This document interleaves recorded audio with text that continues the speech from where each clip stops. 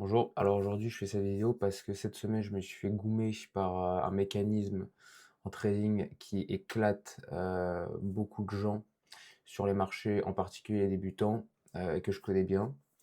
On va aller voir directement parce que on n'est pas là pour perdre du temps. Alors tout simplement, comme vous pouvez voir, j'ai pris une position ici sur Australian Dollar, Swiss franc ici, là. Voilà, c'est pas la question pourquoi j'ai pris cette position aujourd'hui. Bref, je l'ai pris là, j'ai pris un buy limit à ce niveau-là, stop derrière le low.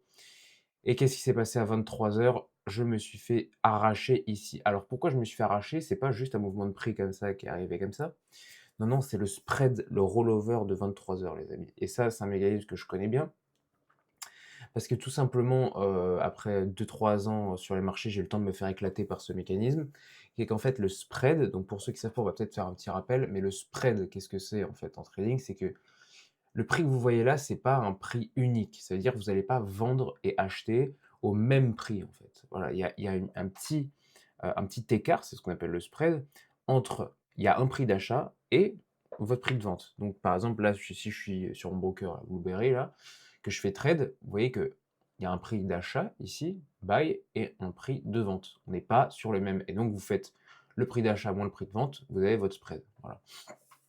Et à 23 heures, donc qu'est-ce qui se passe? C'est que ce spread, il explose à la hausse. Donc vous avez en fait l'écart qui n'est plus du tout le même. En fait, il est à peu près constant tout le temps. En fait, si je devais faire un petit dessin, je prends mon pinceau, là, bim, le spread est, par exemple, là, je vais dessiner le prix de vente qui, du coup, se situe un peu en dessous du prix affiché. Si je devais dessiner grossièrement, en fait, ça ferait ça. Voilà. Votre prix de vente, alors c'est beaucoup plus serré hein, que ce que je fais là, mais voilà, vous avez compris. Votre prix de vente, en fait, il est juste sous les prix continuellement. Voilà, comme ça.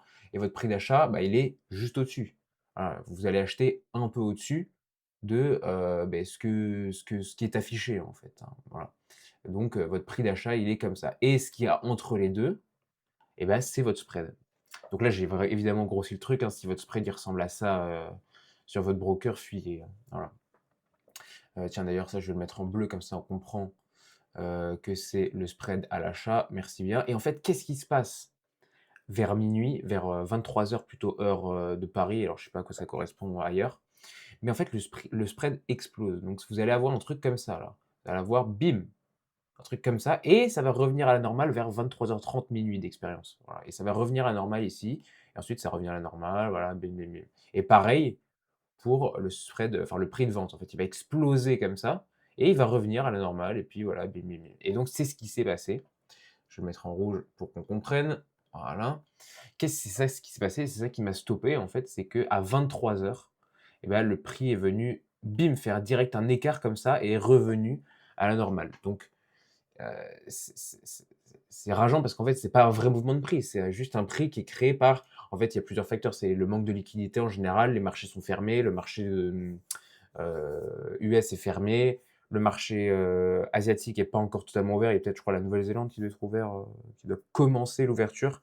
Mais en fait, il y a très, très peu de liquidité, donc on a cet écart énorme, vraiment démesuré qui vient, arriver sur, en tout cas, les paires forex. Je sais pas comme ça, je sais pas si c'est, comme ça autre part, mais voilà, sur le forex, c'est comme ça.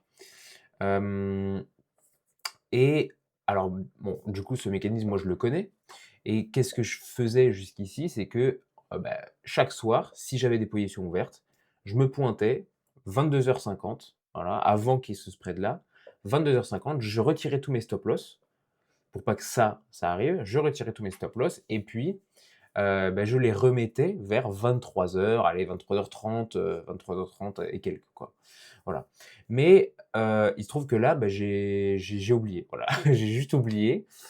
J'ai oublié et en plus Aussie Suisse, c'est une paire où ça fait très souvent ça. Si vous laissez votre ordre sur, euro-dollar vers 23 heures, il y aura pas vraiment de souci puisque c'est tellement liquide, si vous voulez, qu'il y a peu de chances qu'il se passe quelque chose comme ça. Mais là, sur Aussie Suisse, c'est une paire où ça se passe souvent, il se passe souvent des trucs comme ça et là, j'ai juste oublié.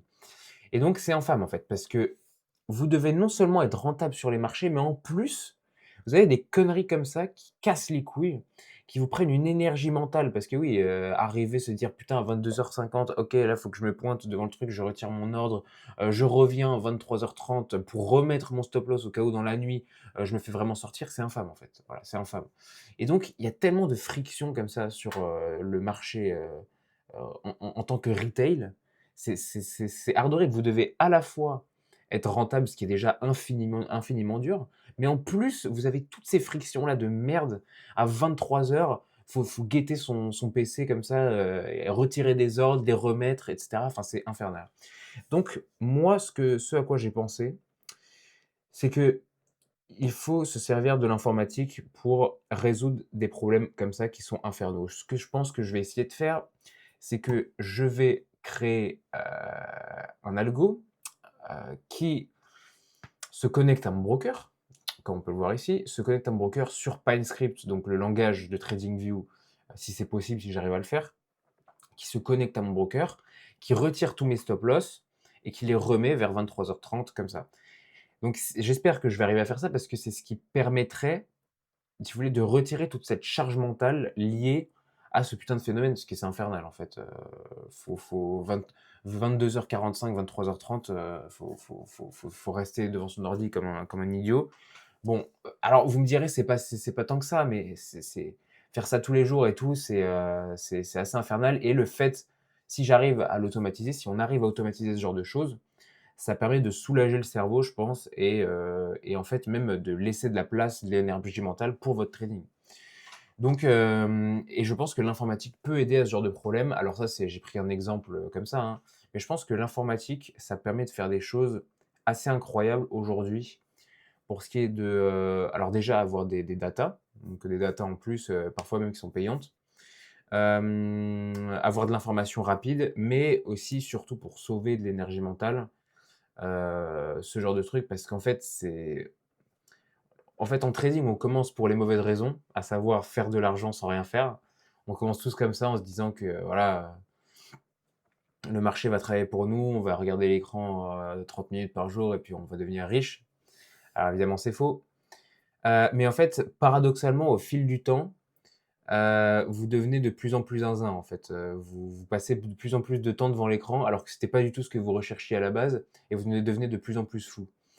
Et en fait, avec le temps, voilà et ben vous apprenez que, c'est pas en passant, 4 heures devant l'écran et en devenant fou que vous faites plus d'argent en plus, hein. Voilà, il y a pas de corrélation entre le temps passé devant l'écran et les résultats. Donc voilà, je vais essayer de coder ce genre de solution et en tout cas, je vous invite à chercher à faire de même, à chercher les solutions informatiques qui s'offrent à vous pour résoudre ce genre de problème parce que, si vous voulez, en ayant un pied, alors aussi, aussi léger soit-il dans le monde, de la finance institutionnelle et dans le monde du retail, je peux vous dire qu'il y a des grandes, grandes différences, en termes, d'espace mental que ça occupe. Mais enfin bref, prenez soin de vous, on se voit dans une prochaine vidéo. Allez.